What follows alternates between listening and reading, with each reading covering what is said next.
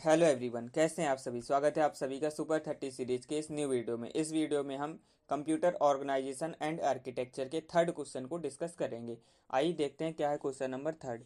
हमको बताना है कि what is meant by memory hierarchy. Memory hierarchy से आप क्या समझते हैं, ये हमको बताना है। वाई कंप्यूटर मेमोरी ऑर्गेनाइज्ड इन हायरार्की, और जो कंप्यूटर की मेमोरी है वो हायरार्की में क्यों ऑर्गेनाइज है।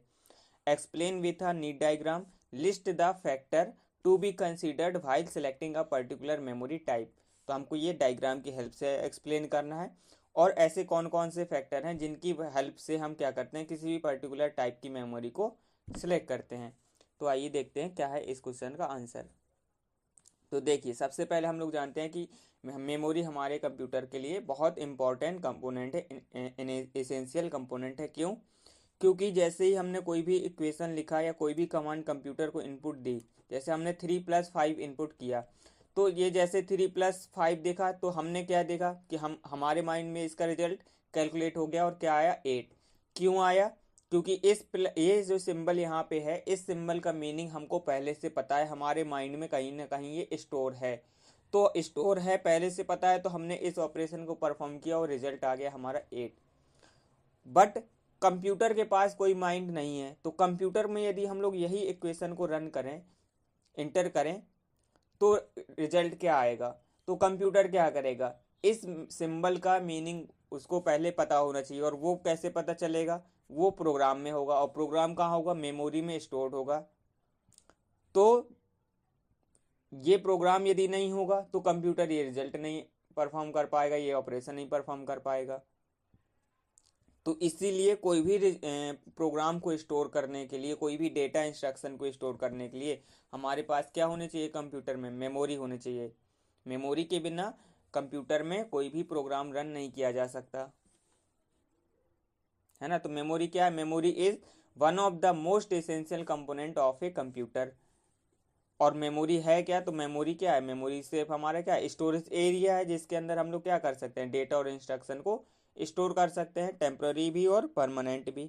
Memory is a storage area space which is use to store the data and instruction either permanently और टेम्पररी। कोई भी डेटा परमानेंट स्टोर करना है या टेम्पररी टाइम के लिए स्टोर करना है।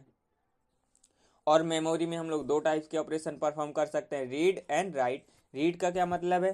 रीड का मतलब है कि कोई भी डेटा यदि मेमोरी में पहले से स्टोर है, जैसे कि हमने एडिशन का प्रोग्राम बनाया और वो मेमोरी में सेव कर दिया, अब उस प्रोग्राम को हमको वापस से एक्सेस करना है, तो हम लोग कौन से ऑपरेशन की हेल्प से करेंगे? रीड ऑपरेशन की हेल्प से करेंगे। और कैसे करेंगे, तो वो इसके लिए स्टेप्स हैं। और राइट ऑपरेशन के लिए हमारा कोई भी रिजल्ट आया या हमारे पास कोई भी न्यू डेटा है जो हमको मेमोरी में स्टोर करना है, सेव करना है, तो उसको हम लोग राइट ऑपरेशन की हेल्प से करते हैं।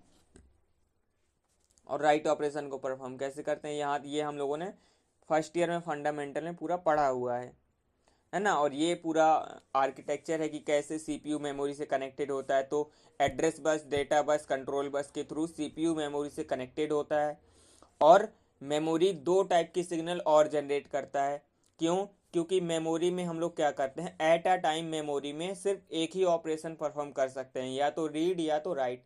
यदि कोई भी मेमोरी में ऑपरेशन रीड या राइट पहले से परफॉर्म हो रहा है, तो उस टाइम पे हम मेमोरी में कोई भी दूसरा ऑपरेशन परफॉर्म नहीं कर सकते। तो इसी के लिए हमारे पास दो सिग्नल होते हैं, वेट सिग्नल और रेडी सिग्नल, सीपीयू को इन्फॉर्म करने के लिए। यदि मेमोरी में कोई भी डेटा पहले से रीड या राइट हो रहा है, तो इसका मतलब क्या है, सी मेमोरी हमारी फ्री नहीं है, तो वो क्या करेगा, वेट सिग्नल जनरेट करेगा। और मेमोरी में कोई भी सिग्नल पहले से एग्जीक्यूट नहीं हो रहा है, परफॉर्म नहीं हो रहा है, तो रेडी सिग्नल जनरेट करेगा। रेडी सिग्नल का मतलब कि मेमोरी से डेटा रीड या राइट करने के लिए रेडी है।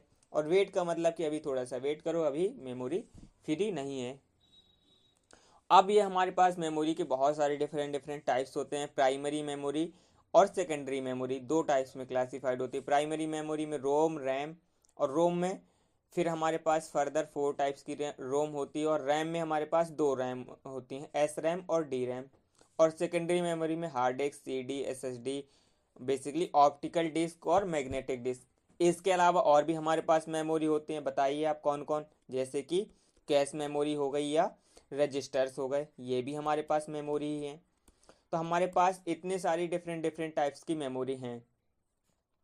अब इन्हीं सब मेमोरी में क्या है, कुछ एक ऐसे कॉमन फैक्टर हैं जिनकी वजह से क्या है, जिनको हम एक स्ट्रक्चरल वे में ऑर्गेनाइज करें तो इन सभी में क्या है, रिलेशन बनता है आपस में। क्या, जैसे कि जो हमारे रजिस्टर हैं, इनकी हमारे कंप्यूटर में स्पेस बहुत कम होती है, यानी ये रजिस्टर्स बहुत कम साइज के होते हैं और इनकी कॉस्ट बहुत ज़्यादा होती है। और वहीं हम लोग बात करें कि हार्ड डिस्क की या सेकेंडरी मेमोरी की, तो इनकी साइज हमारे कंप्यूटर में बहुत ज़्यादा होती है, बट इनकी कॉस्ट क्या होती है, बाकी सभी मेमोरी के कंपैरिजन में बहुत कम होती है। तो इन्हीं की सब फैक्टर्स की वजह से हमारी क्या होती है, मेमोरी हायरार्की बनती है। सभी मेमोरी का हम लोग क्या करते हैं, कंप्यूटर में यूज़ करते हैं। तो क्यों यूज़ करते हैं, तो बेसिकली दो चीज़ों को बैलेंस करने के लिए। क्योंकि क्या है, कोई मेमोरी बहुत ज़्यादा कॉस्टली है और कोई मेमोरी बहुत ज़्यादा स्लो है।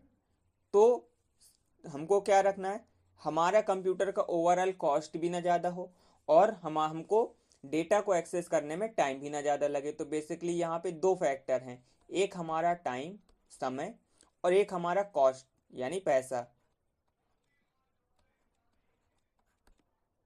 तो दो चीज़ों की वजह से हम लोग क्या करते हैं, डिफरेंट डिफरेंट टाइप्स की मेमोरी का यूज़ करते हैं। तो मेमोरी हायरार्की क्या है, memory hierarchy is about arranging different kinds of storage device, यानी कि हमारे पास जितने टाइप्स की मेमोरी हैं, स्टोरेज डिवाइस हैं, उनको कैसे अरेंज करें इन ए कंप्यूटर, कंप्यूटर में बेस्ड ऑन देयर साइज, उनकी साइज के बेस पे, कॉस्ट के बेस पे, and access time and speed, speed के बेस पे, and the roles they play in application processing, और कोई भी एप्लीकेशन को, प्रोग्राम को प्रोसेस करने में वो क्या रोल प्ले कर रही हैं इसके बेसिस पे।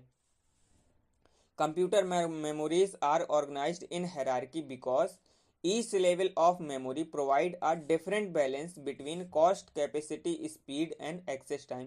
तो कंप्यूटर की मेमोरी ऑर्गेनाइज्ड है हायरार्की में। क्यों, क्योंकि जो प्रत्येक लेवल की मेमोरी है वो एक डिफरेंट बैलेंस प्रोवाइड करती है, किसके किसके बीच में, कॉस्ट, कैपेसिटी, स्पीड और एक्सेस टाइम के बीच में। कैसे, आइए देखते हैं। अच्छा, the main purpose of memory hierarchy is to achieve efficient operation by organizing the memory to reduce access time. और बेसिकली बात की जो हम लोगों ने पहले ही कि टाइम हमारा इंपॉर्टेंट है, तो टाइम को बैलेंस करने के लिए ही हमने क्या किया, मेमोरी हायरार्की को ऑर्गेनाइज किया, जिसकी वजह से हम कोई भी ऑपरेशन को इफिशियंट तरीके से परफॉर्म कर सकें।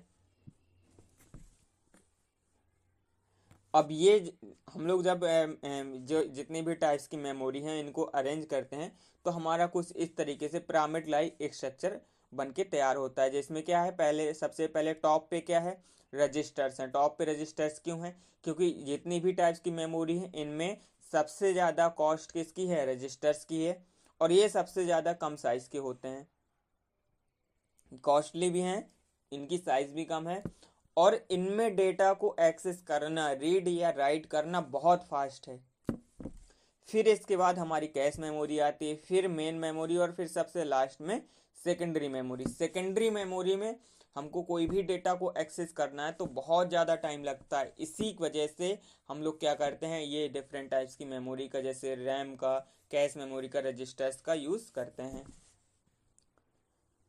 अब देखिए ये जो हमारी ये स्ट्रक्चर बना, इसमें हम लोग बात करें कि कॉस्ट की, तो जैसे जैसे हम लोग नीचे से या डाउनवर्ड टू अपवर्ड, नीचे से ऊपर की ओर जाएंगे तो कॉस्ट क्या होती जाएगी, इंक्रीज होती जाएगी। एक्सेस टाइम, एक्सेस टाइम भी क्या होता जाएगा, डिक्रीज होता जाएगा। रजिस्टर्स, सेकेंडरी मेमोरी का एक्सेस टाइम सबसे ज़्यादा, उससे कम मेन मेमोरी का, उससे कम कैश मेमोरी का, और सबसे ज़्यादा कम रजिस्टर्स का। और स्पीड की बात करें तो स्पीड यदि हम लोग अपवर्ड टू डाउनवर्ड जाएंगे तो स्पीड क्या होती जाएगी, डिक्रीज होती जाएगी। यानी सबसे ज़्यादा फास्ट कौन होंगे, रजिस्टर्स होंगे, इसके बाद कैश मेमोरी, इसके बाद मेन मेमोरी, इसके बाद हमारी सेकेंडरी मेमोरी। और कैपेसिटी, कैपेसिटी इंक्रीज होती जाएगी यदि हम लोग अपवर्ड टू डाउनवर्ड जाएंगे, ऊपर से नीचे की ओर जाएंगे। और ये हम लोग जानते भी हैं अच्छी तरीके से, आप लोग जिनके पास लैपटॉप है, रजिस्टर्स तो नहीं चेक कर सकते, लेकिन जिनके पास लैपटॉप है, आप अपने लैपटॉप में कैश मेमोरी की साइज चेक कर सकते हैं, मेन मेमोरी की साइज चेक कर सकते हैं, और सेकेंडरी मेमोरी की साइज चेक कर सकते हैं, कैपेसिटी चेक कर सकते हैं। सेकेंडरी मेमोरी आपके लैपटॉप में 512 या 1 TB की होगी, या किसी की में 228 GB की भी होगी। मेन मेमोरी 8 GB या 16 GB की होगी, या 32 GB की भी हो सकती है। और वहीं हमारी कैश मेमोरी की बात करें तो 1 MB होगी या 4 MB होगी, या हो सकता है KB में भी हो। तो देख लीजिए डिफरेंस, है ना। तो ये डायग्राम है जो आपको ऐसे ही एज इट इज बनाना है। अब हमको पर्टिकुलर किसी मेमोरी को सिलेक्ट करना है। यदि हम लोग कोई कंप्यूटर ऑर्गेनाइज कर रहे हैं तो हम उसमें ये चूज़ करना चाहें हम कौन सी मेमोरी लगाएं, कौन सी मेमोरी ना लगाएं। तो कौन कौन से फैक्टर हैं जो अभी हम लोगों ने आगे देखे। बेसिकली तो एक हमारा टाइम हो गया, एक कॉस्ट हो गया, और दूसरा मेमोरी की साइज हो गया। अब यदि हमको कहीं पे हमको 4 GB की मेमोरी चाहिए तो इसका मतलब क्या है, अब वहाँ पे हम 2 GB की मेमोरी नहीं लगा सकते। 4 GB की चाहिए तो 4 GB ही लगानी पड़ेगी। तो वहाँ पे हमारा क्या हो जाएगा, यानी कैपेसिटी भी क्या हो जाएगी, इम्पोर्टेंस रखेगी। एक्सेस टाइम भी इम्पोर्टेंस रखेगा। हमको यदि बहुत ज़्यादा फास्ट डेटा चाहिए तो फिर हमको वहाँ पे कैश मेमोरी या रजिस्टर्स या मेन मेमोरी का यूज़ करना पड़ेगा। और हमारे पास लेकिन कॉस्ट नहीं है तो फिर हमारा नहीं लगा सकते, हमको सेकेंडरी मेमोरी का ही यूज़ करना पड़ेगा।